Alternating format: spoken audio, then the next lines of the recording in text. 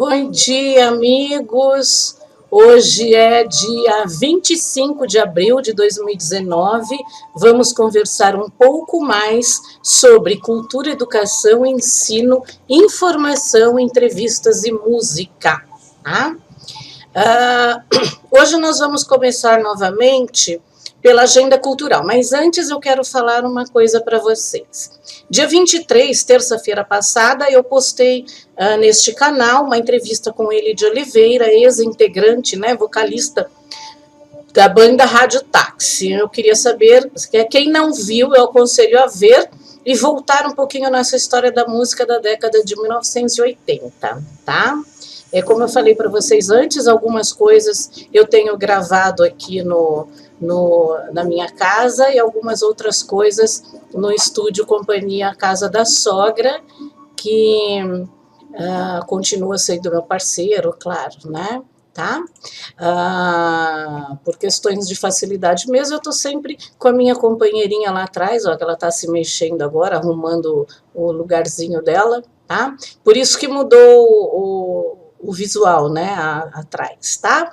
Bom, então vamos lá.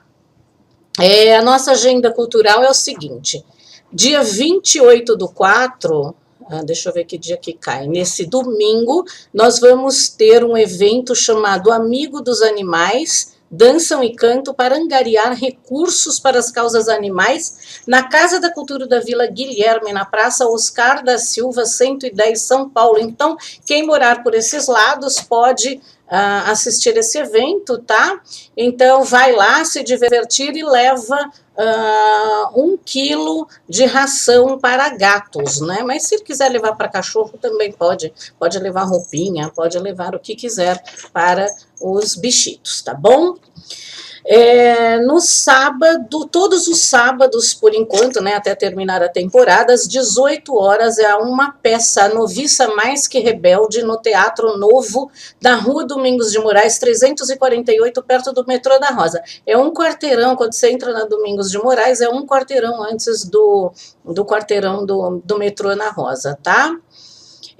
Dia 11/5, nós temos a Voz dos Sucessos do Rádio Táxi com o Ili Oliveira e a banda Medusa Trio, que se apresentam no restaurante Ed Carnes, na rua Teodureto Souto, 292, no Cambuci. Fica lá embaixo, descendo a Lins de Vasconcelos, tá? Lins de Vasconcelos, ela começa na Vila Mariana e termina no Cambuci, então é lá embaixo, tá bom? A minha sugestão é que vocês reservem uma mesa, né, para não ficar esperando da fila, porque lá é lotado, tá? Dá uma olhadinha no site, é super concorrido, é muito bonito o restaurante, o Ed Carnes, inclusive, é o restaurante de um cantor chamado Ed Carlos, que na época, né, na década de 70 e tal, ele era cover do Roberto Carlos, né, e afilhado do Roberto Carlos, tá bom? Então, deem uma olhada no site, é muito bonito lá, tá? Então, vale a pena ir. Se eu for, eu aviso vocês para a gente se encontrar lá, tá bom? Vamos continuar com a comemoração dos dias, né? Então, eu acho assim que isso, as comemorações do dia, é muito legal para a gente saber, né? É muito importante porque valoriza o profissional e valoriza a ação também, tá? Então, dia 21, eu vou voltar um pouquinho, dia 21 foi dia do metalúrgico, tá? A metalurgia é um trabalho de extrair e manipular os metais a partir dos minérios, tá? Inclusive, existem maquinários próprios para isso. Hoje em dia, a grande produção metalúrgica é proveniente das grandes indústrias. Voltando no tempo, é impossível dizer que as atividades metalúrgicas remontam a 6.000 anos atrás, no Oriente Médio, quando o cobre era martelado e dele se fazia pequenos utensílios domésticos. A prata também era um metal frequentemente trabalhado. A metalurgia é um dos expoentes econômicos do Brasil, principalmente na siderurgia, com destaque para a produção de aço bruto. Mal aportaram em nossas terras, os portugueses já procuraram se comunicar com os nativos a fim de descobrir ferro, prata e ouro. Era este um dos objetivos das navegações exploradas no século XV. A presença de riquezas em abundância contribui para que a colonização do Brasil fosse de exploração e não de povoamento. Nosso país era a fonte para a extração de bens preciosos como o pau-brasil e os metais. Para vocês verem, gente, até hoje o Brasil é um país riquíssimo e que é explorado pelos próprios governantes, né? Porque deixam outros países explorarem, né? Muitas coisas escondidas, tá? Que a população não sabe. Conforme surgiam novos povoados na colônia, começavam a se destacar os pequenos trabalhadores e eles e os artesãos, homens que conheciam a arte de fundir o ferro, uma arte passada de pai para filho, já forjava materiais para serem usados como ferramentas e utensílios domésticos. A primeira fábrica de ferro surgiu em 1590, olha que coisa mais antiga, né? 90 anos depois de descobrir o Brasil. Onde hoje fica Sorocaba, no interior de São Paulo. O mérito se deve a Afonso Sardinha. Afonso Sardinha, chamado também de O Velho, foi um sertanista do Brasil que por diversas vezes comandou expedições militares contra os índios. Olha que raiva, né? Eu detesto esse Afonso Sardinha já, né? Em 1589, ele e seu filho descobriram em uma de suas excursões minério de ferro, urânio e sopé no morro de Araçoiaba, próximo à cidade atual de Iperó, no estado de São Paulo. Afonso Sardinha, o Velho, morreu depois do seu filho em 1616, que descobriu o minério de magnésio, né, que é a magnetita, e passou a produzir ferro a partir de sua redução, utilizando como redutor o coque.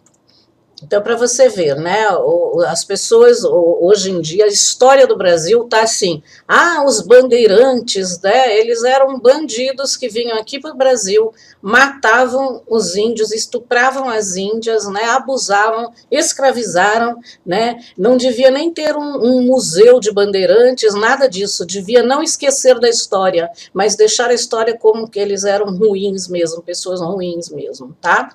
Com o crescimento da indústria canavieira, as forjas atendiam as casas do engenho, fornecendo equipamentos como caldeiras e moendas. Inclusive, numa das aulas da Selma Prado, ela fala sobre, né, na aula de política, ela fala sobre os bandeirantes, né, que vieram para cá, que tinham cheiro ruim, eles não vestiam, inclusive eu estive falando com ela essa semana, eles não vestiam aquela roupa bonitinha, né, de couro, bota, nada, eles eram sujos, andavam descalço, né? Então, assim, era um nojo, entendeu? Trouxeram muitas doenças para os índios, porque eles morriam muito de doença. Então, é uma história legal até para se contar, mas também é uma história revoltante, né? Para o nosso Brasil, tá? Com o crescimento isso daí eu já li. Entretanto, mesmo com a demanda, Portugal proibia o Brasil de possuir indústrias, inclusive que a Selma também já falou numa das matérias dela, né, que era proibido ter indústria aqui no Brasil, para que não houvesse produtos que concorressem com os que eram importados da metrópole. Por isso, as forjas eram bem rústicas. Já o trabalho com os metais preciosos esteve voltado principalmente à decoração de igrejas. A abundância de ouro, principalmente no estado de Minas Gerais, fez surgir a demanda por casas de cunhagem e de fundição. E Portugal teve que ceder a construção de algumas forjas, ainda que rústicas, na região, já que o relevo montanhoso dificultava o transporte dos equipamentos vindos da Europa. Sobrevivendo às pressões e proibições de Portugal, estas forjas precárias prevaleceram no Brasil até 1808, com a chegada da corte portuguesa. Então, isso quer dizer que na época era já um regime também muito autoritário, né? Era bem controlado isso. Um pouco antes disto, em 1795, uma fábrica de ferro já fora liberada para se estabelecer em São Paulo e em seguida em Minas Gerais, dado seu nome potencial para usinas de ferro e aço. Então, quer dizer, já era uma ditadura, né? Um reinado, né? Era bem um reinado mesmo, bem ditador isso, né?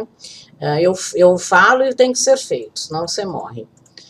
No início do século XIX, mesmo com permissão para se instalarem e operarem livremente, as indústrias de metais ainda encontravam dificuldades. Muitos equipamentos eram importados da Inglaterra a preços elevados e as taxas de exportação dos metais também era alta. Não havia mão de obra suficiente bem treinada. Então, o Brasil sempre foi explorado, infelizmente é explorado até agora, né? Algumas grandes indústrias marcaram a época: a Real Fábrica de Ferro de São João de Ipanema, na região de Sorocaba, a Real Usina de Ferro do Morro do Pilar, em Minas Gerais, a Usina Patriótica, conhecida como Usina da Pata, em Congonhas de Campos, Minas Gerais, a Fábrica de São Miguel de Piracicaba, na região de Caetés, Minas Gerais também, a Fábrica Ponta da Areia, em Niterói, no Rio de Janeiro, e a Usina Esperança, em Itabirito, em Minas também, tá? Eu acho interessante isso porque as pessoas não sabem disso, só quem realmente estuda esse processo, né? E eu acredito que seja bem interessante nós sabermos a história do nosso Brasil, né? O que eu falei, não podemos deixar morrer a história. O grande processo de industrialização ocorrido no Brasil na década de 50 foi marcado principalmente por uma drástica redução nas importações de materiais na indústria metalúrgica. Houve um aumento significativo da produção no setor, principalmente da siderurgia. Isto, somando-se à inovação tecnológica na década de 70, fez com que nosso país ganhasse a posição de destaque na metalurgia, sendo hoje um dos 10 maiores produtores de aço do mundo. E ninguém sabe, né? Poucas pessoas sabem. São mais de 24 milhões de toneladas de aço bruto produzidas por ano, segundo a Associação Brasileira de Metalurgia e Materiais. Várias crises nos anos de 70 despertaram para a necessidade de renovarem os métodos de produção, gerando menos desperdício de energia. Para transpor as crises, foram necessárias criadas as pesquisas, das quais hoje colhemos os frutos. Claro, tem que evoluir, né, gente? Tem que evoluir.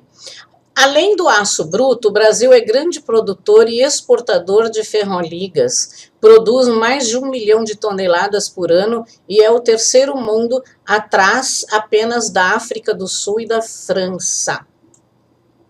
Tá? Então, vocês veem por essa história que o Brasil sempre foi explorado e as coisas eram dificultadas aqui, né?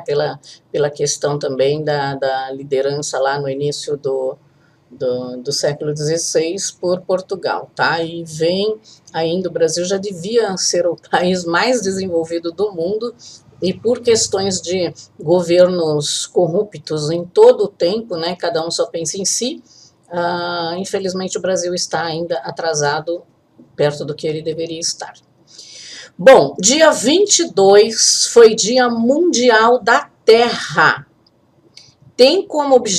Esse dia tem como objetivo estimular a conscientização e apreciação para o ambiente do planeta Terra. É comemorado em muitos países no dia 22 de abril. Seu patrocinador, o senador dos Estados Unidos, Gaylord Nelson, um ativista ambiental, estabeleceu nesse dia a sensibilização para problemas da superpopulação, a produção de poluição, a conservação de biodiversidade e outras ocupações ambientais para proteger a Terra. A primeira manifestação teve lugar nesse dia, em 1970, a fim de criar um órgão ambiental. E realmente, né, gente, precisa melhorar aí essa população, porque quanto mais gente, mais difícil fica de se controlar tudo, na verdade, né? Então, devia ter um controle de natalidade, que eu sou super a favor. Nesta competição, há 2.000 universidades, 10.000 escolas primárias e secundárias e centenas de comunidades. A pressão social teve seus sucessos e o governo dos Estados Unidos criou a Agência de Proteção Ambiental, que é a EPA, e uma série de leis destinadas a proteger o meio ambiente.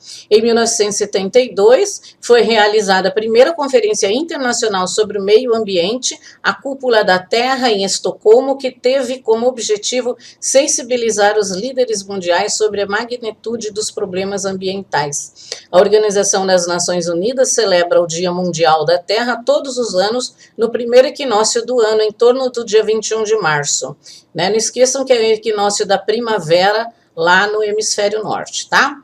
Em 26 de fevereiro de 1971, o secretário-geral Yutant assinou uma proclamação para o efeito. Desde os anos de 1970, o IBAMA coordena as festividades do Dia do Planeta Terra no dia 22 de abril, coincidindo com as comemorações do descobrimento do Brasil. Mas as pessoas até recebiam uma mensagem que as pessoas esquecem que dia 22 é o descobrimento do Brasil, né? Inclusive, dia 21 é aniversário de Brasília, né? Bom, segundo o órgão brasileiro, o país tem atingido seus objetivos no que concernem a conscientização da população em relação à questão ambiental, acrescentando que existem hoje 2.000 organizações que atuam nessa área. Só que assim, ainda tem gente que não tem essa consciência de não jogar lixo no chão, de não poluir, de usar menos produtos descartáveis, né? Não tomam conta da terra, né? Não tomam conta do seu ambiente. A terra é o nosso lar, tá? O planeta Terra tem aproximadamente 5 bilhões de anos e muitas são as teorias a respeito de seu surgimento. Para ficar como a conhecemos atualmente, ela passou por eras glaciais, terremotos, maremotos e todo tipo de intemperismo. Antes, parcamente habitada, a população humana hoje contabiliza 6 bilhões de pessoas. Tantas eras para se transformar no que é hoje, a Terra merece de nós todo cuidado e respeito. Para mantermos o equilíbrio do planeta, é necessário conscientizar-se da importância dele, a começar pelas crianças. Então, a criança é o futuro do planeta, o futuro do país, né? Então, elas têm que devem iniciar a fazer esses projetos, né? Ter a consciência de jogar o lixo no lixo, de fazer menos lixo possível, tá? Vale lembrar que os recursos naturais essenciais para a vida, e sua maioria, não são renováveis. O pensamento deve ser global, mas as ações podem partir de cada comunidade. Os pequenos atos fazem a diferença e o planeta agradece. Então, respeite os planetas. Vamos passar essa matéria para frente, tá? Ao visitar, então, respeite o planeta. Então, assim, ao visitar ambientes naturais, resista à tentação de levar lembranças para casa. Deixe pedras, artefatos, flores, conchas, etc., onde vocês os encontrou, para que outros também possam apreciá-las, né? Não compre produtos em embalagens de aerosol como cosméticos e inseticida. Essas embalagens normalmente contêm o clorofluorcarbonos, que é o famoso CFCs, né? Que são os gases responsáveis pela formação do buraco na camada de ozônio. Abra a torneira somente quando for usar a água. Por exemplo, enquanto escova os dentes, deixá-la fechada, abrindo novamente só na hora de enxaguar a boca. Faça o mesmo enquanto estiver ensaboando as mãos, caso contrário estarão desperdiçando cerca de 7 litros de água. Enquanto faz a barba com a torneira aberta, um homem chega a desperdiçar cerca de 65 litros de água. E a mesma coisa para tomar banho, é ensinado, né? Abre o chuveiro, se molha, fecha o chuveiro, passa a espuma, o sabonete, a esponja, depois abre o chuveiro e se enxágua, tá? Devemos reciclar o lixo e evitar o desperdício. A reciclagem diminui o lixo e faz surgir novas inovações. Infelizmente, nós não temos tanta colaboração assim do governo, tá? Eu lembro que de 2005 a 2007, eu lembro que eu morava na rua Manuel Jacinto, à meia-noite, entre 11 e meia-noite, passava o coletor de lixo reciclável lá em casa, Inclusive, eu deixava sempre uma garrafa de 2 litros de água para eles com os copos, né, descartáveis, né, por questão de higiene, porque nesse caso eu nem deixaria, mas eles estavam recolhendo lixo reciclável. E hoje em dia não passa mais, tem pontos de entrega, né? E quem não tem carro vai ficar arrastando o saco? É muito difícil. Então, o governo, a prefeitura deveriam facilitar isso para nós. Realmente passar caminhão de lixo reciclável, né? Tá? A gente paga imposto para isso, gente. Aí desvia o dinheiro do imposto para outras coisas que não tem nada a ver, não tem nada a ver com a situação, né? Não existe uma coisa assim, sabe? Um respeito, né, com a população, tá? Devemos reciclar o lixo e evitar o desperdício. A reciclagem diminui o lixo e faz surgir novas invenções. Realmente, você pode trabalhar muito com o lixo reciclável, tá? O meio ambiente não nos pede nada, pelo contrário, nos dá tudo. Cuidar dele sem se preocupar em receber algo em troca é uma necessidade vital.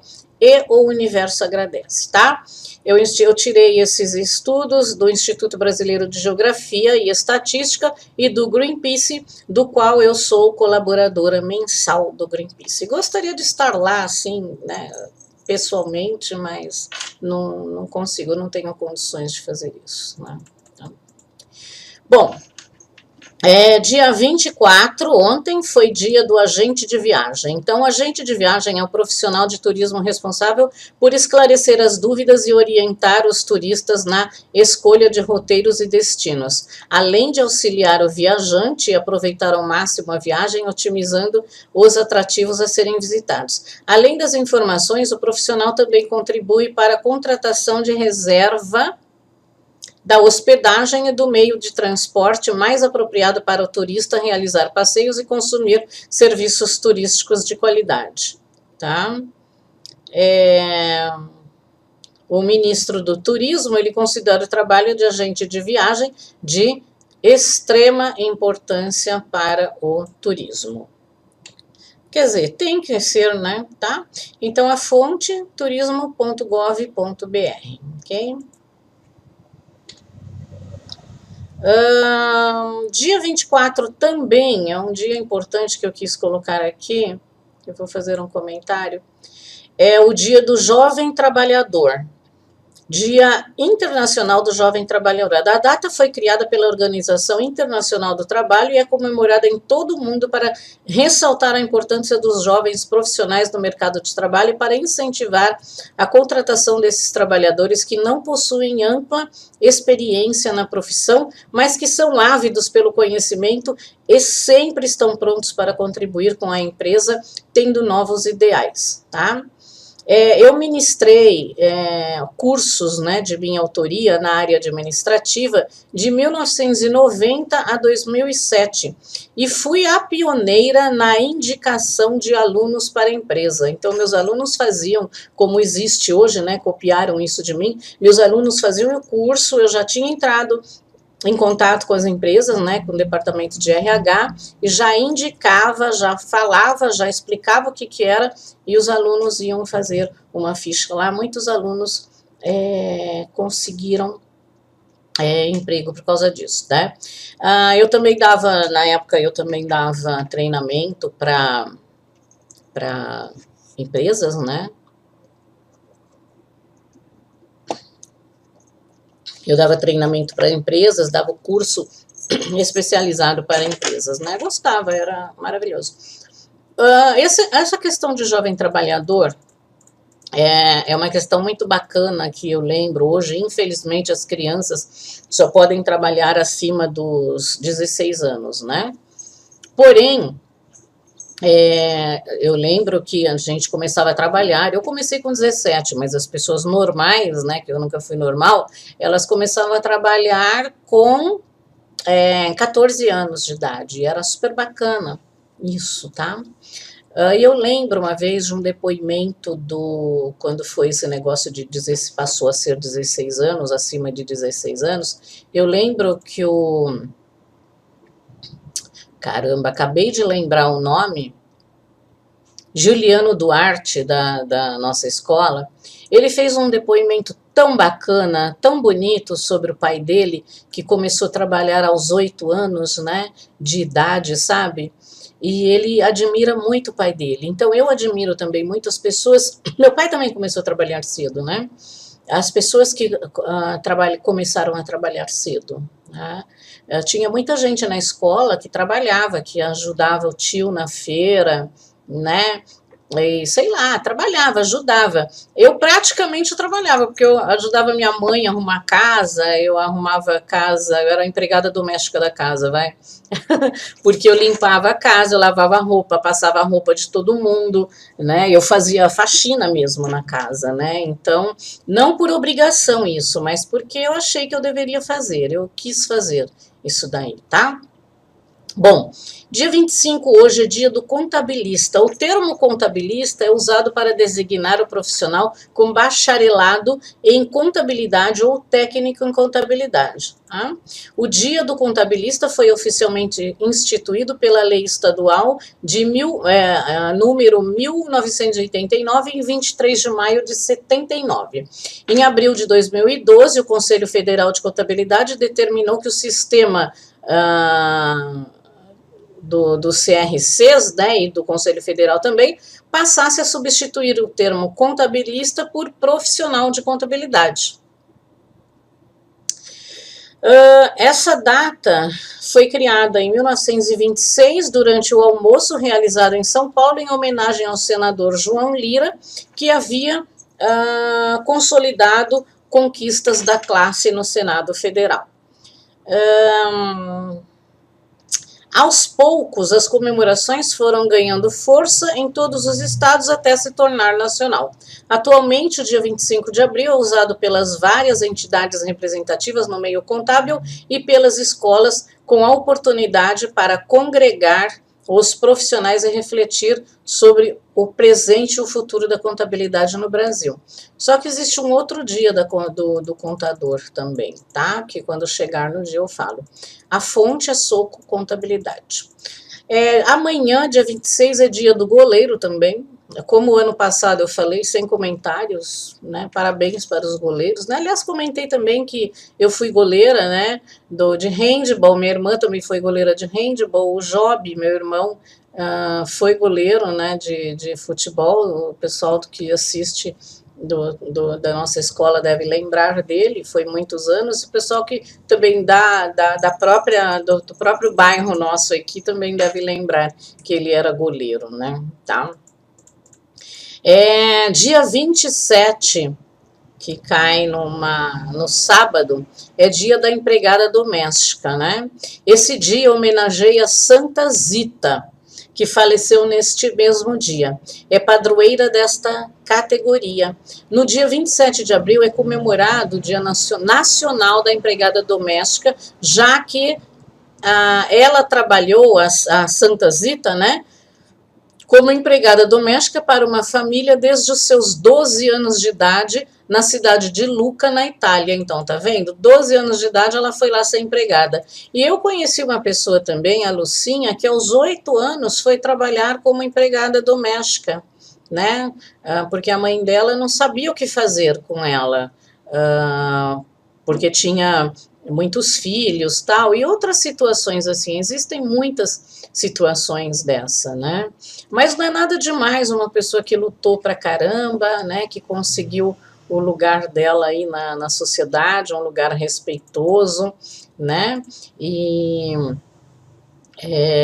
ela é uma pessoa muito, pelo menos eu não sei, eu liguei para ela, não sei se ela ainda está viva, mas e não atendeu o telefone, né?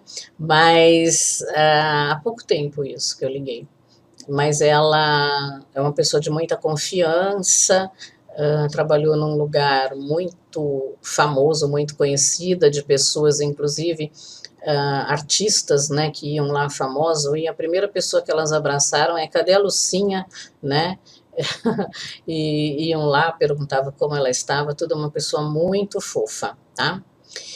Essa Santa Zita, ela era conhecida por ser muito generosa com os pobres, tirando sempre do seu dinheiro para atender a quem lhe pedia ajuda.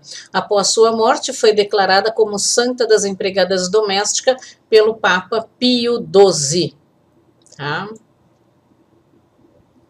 E, gente, por hoje é só. No próximo programa eu vou contar a nossa história, né? Eu ainda não sei o que eu vou, a rua que eu vou fazer, né? Estou falando a história das ruas, tá? Dos logradouros ainda não terminei.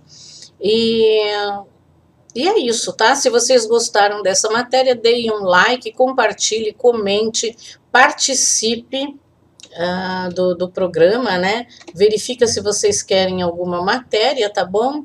E nós voltamos agora no próximo programa, que será no dia 2 de maio, né? Um dia depois do feriado do dia 1º de maio, Dia do Trabalhador, tá? Para contar um pouco mais de história, falar um pouco mais de cultura para vocês, tá bom? Então, um grande beijo para vocês, tenham um excelente dia, depois uma excelente sexta-feira, um excelente final de semana para vocês, tá ok? Beijinho. O programa Débora Histórica tem o apoio cultural de Estúdio Companhia Casa da Sogra, www.ciacasadasogra.com.br.